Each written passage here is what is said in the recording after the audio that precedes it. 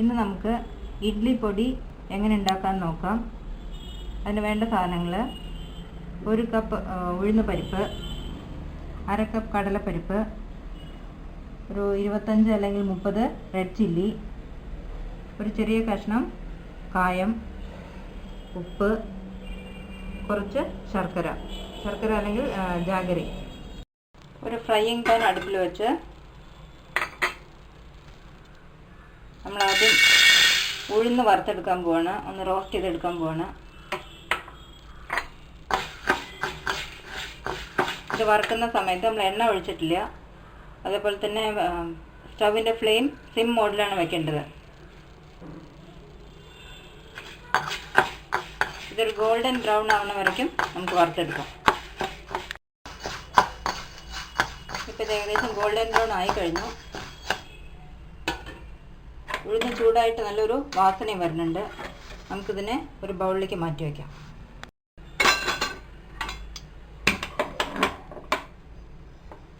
ഇപ്പോൾ കടലപ്പരിപ്പ് വറുത്തെടുക്കാം. നമ്മൾ ഇതൊക്കെ വറുത്തെടുക്കുന്ന സമയത്ത് കണ്ടിന്യൂസ് ആയിട്ട് ഇളക്കി കൊടുത്തുകൊണ്ടിരിക്കണം, ഇല്ലെങ്കിൽ അത് കരിഞ്ഞു പോകും. ഇപ്പോൾ കടലപ്പരിപ്പും ആയിക്കഴിഞ്ഞു.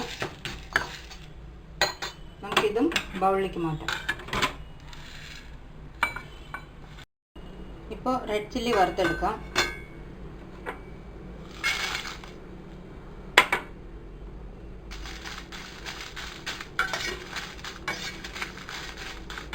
ഇത് ചൂടായി കഴിഞ്ഞാൽ അതിൻ്റെ ഒരു വാസന വരാൻ തുടങ്ങും. അപ്പോഴേക്ക് വേഗം സ്റ്റവ് ഓഫാക്കണം.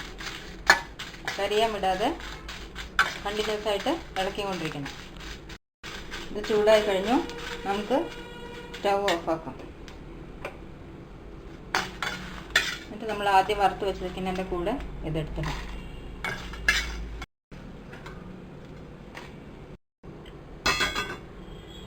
ഇപ്പോൾ കായം ചൂടാക്കി എടുക്കാം.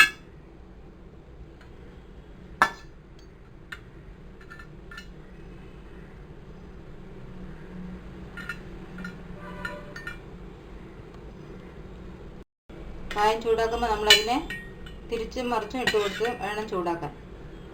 ആദ്യം അത് കുറച്ച് സോഫ്റ്റ് ആയിട്ടുണ്ടാവും, പിന്നെ അത് തണുത്ത് കഴിഞ്ഞാൽ പിന്നെ ഹാർഡാവും.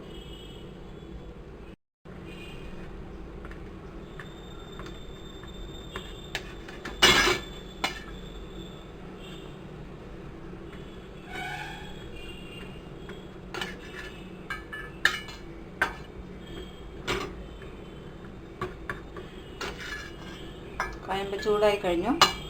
നമുക്ക് സ്റ്റവ് ഓഫാക്കാം.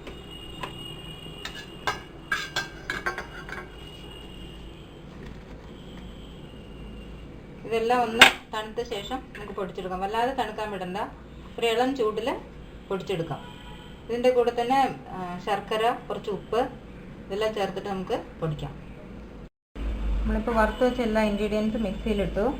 അതിൻ്റെ കൂടെ തന്നെ കുറച്ച് ഉപ്പിട്ട് കൊടുക്കാം.